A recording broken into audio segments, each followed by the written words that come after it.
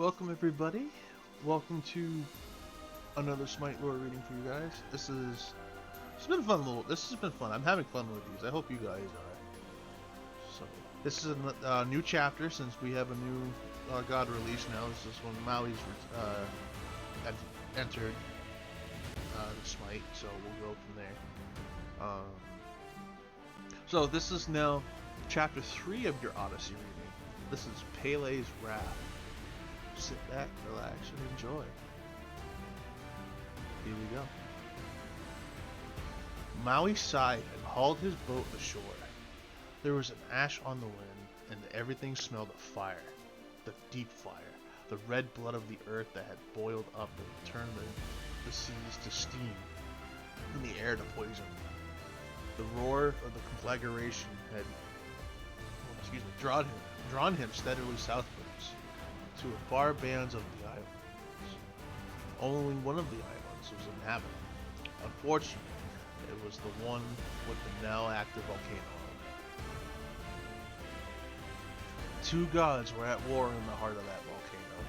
Maui intended to put an end to that conflict, hopefully before it wound up sinking some of the islands that he worked so hard to draw up from the bottom of the sea.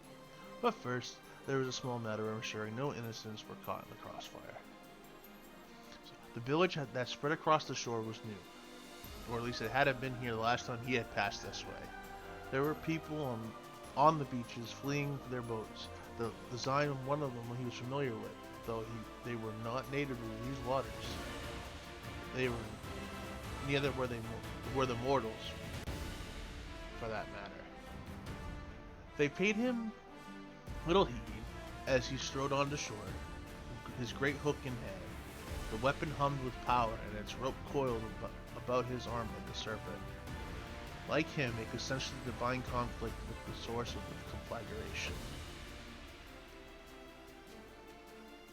The island shuddered, and vibrant crimson lines rolled down the volcano's slope and into the jungle that clustered at its base. Birds hurtled, walking into the air, seeking safety. Maui growled in consternation and swung his hook out, letting it thunk into the ground some distance from the village. Hauling tight on the rope, he began to carve a wide trench in the trembling earth. A fire break wouldn't solve the problem, but it would buy him and the island's inhabitants some time. But even as he retrieved his hook, he heard a cry from the clustered huts. Drifting ash and embers had set several of them alight. Cries that were coming from one of them. He cursed and barreled towards the hut, ignoring the cinders that pelted him like rain. He burst through the wall of the hut and saw a man and woman crouched over a pair of children. The roof was burning, about to collapse inward. He lunged towards them, the nearest support timber, and pressed his shoulder against it, momentarily stabilizing the structures. "Out!" he bellowed. "Get out! To the boats! Get to your boats!" He didn't know whether they understood his words or not, but they scrambled to safety as he uprooted the support timber and lifted the entire hut from its base. With a grunt, he hurled the burning hut towards the others that had already caught fire. Then he quickly turned and slung his hook towards the shore. It crashed down into the water and he gave it a tug, tearing an irrigation trench from the water's edge to the village. As the trench filled with seawater, Maui snatched up several buckets and began to fill them. With a speed no mortal could match, he quickly wet down the remaining huts. It wouldn't save them from the volcano, but it might keep the risk of the errant sparks down. Moving swiftly, he had dug more irrigation trenches through the village and to the tree line, and then, without stopping, carved a larger trench right to the volcano's base. If he had positioned it correctly, the lava will spill into the trench and avoid the village. He paused and turned, surveying the small flotilla as it was heading out to sea. Silently, he wished them luck and turned back to the volcano. The ground was shuddering underfoot, and he could hear something like thunder echoing down from within the volcano. It was the sound of a godly combat. Once you heard it, it was impossible to mistake it for anything else. The volcano expelled a gout of smoke, and Maui knew it would soon erupt fully and catastrophically. There's only one way to stop it. and that meant taking a direct hand. He bounded up the slope, leaping from rock to rock, dexterously avoiding exploding bubbles of lava that might have trickled down. He swung his hook over his head as he leapt, and cast it towards the mouth of the cave. The hook sank into a superheated stone, and he was drawn after, quick as a fish plucked from the water. He landed lightly at the mouth of the cave, and raced towards the sound of battle. He had hoped he wasn't too late. Inside, he was startled to find not a fiery cavern he expected, but something altogether more refined. Rather than raw earth and fire, it was a scene of industry, a massive forge, wrought from the very substance of the mountain itself, or it had been before someone decided to wreck it. He heard a hiss and a duck as a globule magma struck from the wall behind him. He turned and saw a familiar face, rising atop a plume of fire. Pele, the goddess of volcanoes and violence. "You have gone too far, Vulcan," she cried. "This place belongs to me. I will not have you sully it with your machines." Her opponent was a squat, heavily muscled god with bristling crimson beard and a bald head. Maui recognized him as Vulcan, a member of the Roman pantheon. What was he doing here? Maui couldn't say. Thus far, neither had noticed him. Vulcan gestured at Pele with the massive hammer he held. "It was you who offered me this place, deceiver. Well, it was all a trick. Were you hoping to steal my secrets for your own? Well, you not have them. Not if I have to say anything about it." As he spoke, he reached behind his back and retrieved a round metallic object. It glowed with a heat as he hurled it at Pele. The subsequent explosion knocked her from her fiery platform and sent Maui crashing into a wall. As he hauled himself upright, he saw Pele rise again, and the interior of the volcano moved with it. Streamers of magma spurted from the walls and the floor, slamming into Vulcan from all directions. He roared in surprise, and perhaps in a little pain. Those Maui suspected that it would take more than a bit of molten rock to slow the Roman god down. Instantly, the magma cooled to hard, gray stone, imprisoning the god. Vulcan shouted and struggled, but he was trapped, at least for the moment. Pele approached with a fierce expression on his face. Maui knew he would have no better opportunity than to intervene.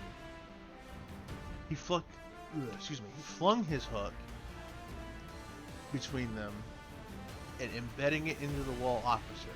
Pele stopped in surprise and turned towards him. "You?" she began. "Me, Madame Pele."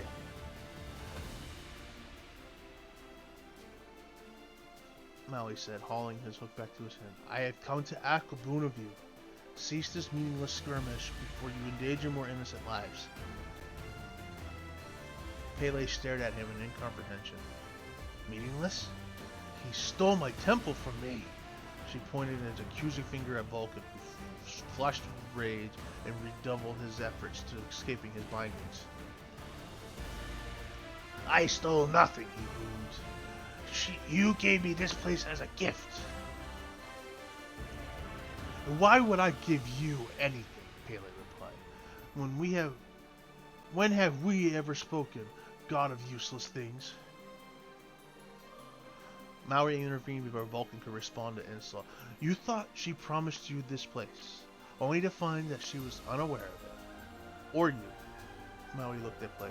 "And you're certain you didn't promise Vulcan this place?" Pele frowned. "I think I would remember something like that." Vulcan had bared his teeth. "You lie!" Pele whirled towards her captor, an expression wrathful. "I do not lie, Roman. Why would I give you any of my own sacred places? Just so you could turn it into a workshop?" Vulcan growled. "Rubbish heap," Pele countered. "I would not do that, nor did I give your worshippers permission to live here." Vulcan's eyes narrowed. If you have hurt them, I swear I will." "They are unhurt," Maui interjected. No thanks to either of you, I have to add. Both Pele and Vulcan turned their glares at him, and Maui shrugged. Then you were distracted, I suppose. Even so, it must clear to both you that your fight is not with each other. Pele, what do you mean? Pele demanded.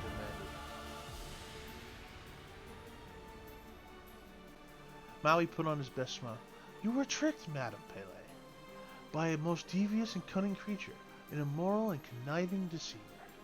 He stepped back as a sluice of magma crawled past his bare feet. Pele frowned. You just described yourself, Maui. More magma geysered from their rock face, swiftly cutting him off Maui's route to escape. The air wavered in the heat. Are you claiming responsibility then? Hardly, Maui said, offended. He paused and cast a wary glance at the magma. He assumed a pose of unconcern. His great hook balanced across one shoulder. Though I admit I am cunning, and yes, devious, perhaps a touch of conniving, but never immoral. Pele said, get to the point. It wasn't me, but given Vulcan's presence here, I think I know who it was. Though admittingly, it is only a guess. Maui had put on a humble expression, or as close to what he could come to one anyway. But given that I see no benefit to any party in your clash, I think it is a good one. There's only one goddess in this world who enjoys causing her fellow deities to fight for one another for no reason other than her own amusement. And Vulcan there knows who I refer to.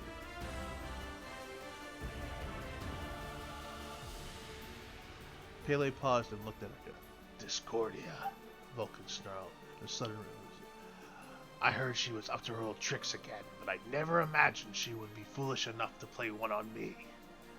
He began to struggle against his magmatic bonds, causing them to crack. Free me! I will avenge myself on that fluttering witch! Pele gestured, and Vulcan's bonds crumbled like sand. He staggered and gave her a glare of thanks. He then looked at Maui. Where is she, then? Maui shrugged. I have no idea, but I can find her. He stepped back, his hands raised as a placatory fashion as Vulcan gloried fiercely. I will find her. He paused. As an idea occurred, a slow smile spread across his face. In fact, it would be best to leave the whole thing matter to me, I think. Vulcan frowned and glanced at Pele. What do you mean? Maui grinned. It's just that, well, Discordia is a trickster at heart. Simply pummeling her won't teach her a lesson. Better to serve her up a meal of her own making, don't you think? Vulcan's frown deepened. You talk too much to say little. Speak plainly. Maui sighed. I'm going to trick her the way she tricked you. He looked at Pele. Is that acceptable? Kawahani ai honoa. Pele considered her words for several moments. Why would you do this for us? Maui felt his smile slip. He thought about the mortals he saved as their homes burned, as their lives were upended, all because two gods had decided to settle an imaginary grudge. He did not believe that Pele or Vulcan had intended to harm the mortals, but they had nonetheless. Tricks are only entertaining when they do not do lasting harm. Discordia, from what I know of her, does nothing but harm to those she targets. He glanced at Vulcan. I am a craftsman, and her shoddy work offends me. That I understand, Vulcan looked at Pele. What do you think? Pele nodded. Maui is very good at making people regret ever having met him. I will say, let him ply his trade on Discordia. Let the trickster get a taste of her own poison. Vulcan grunted. Very well, but if you fail, I will take what I am owed for your hide as well as hers. He poked a thick finger into Maui's chest as he spoke. Maui fought to keep from laughing. It was difficult, but he managed. He turned away from a pair of gods. Hook still balanced on his shoulder. Well then, I guess I better get started then. He gave them a jaunty wave and started for the mouth of the cave. After all, I have a trickster to find and a trap to lay.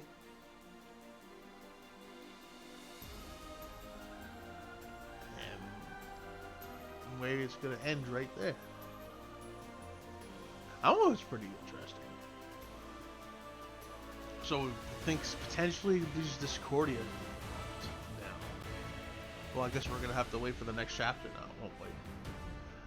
But I guess until then, let me know what you guys think. I'll catch you guys on the next one. Take it easy, everybody. This has been your Smite Lord.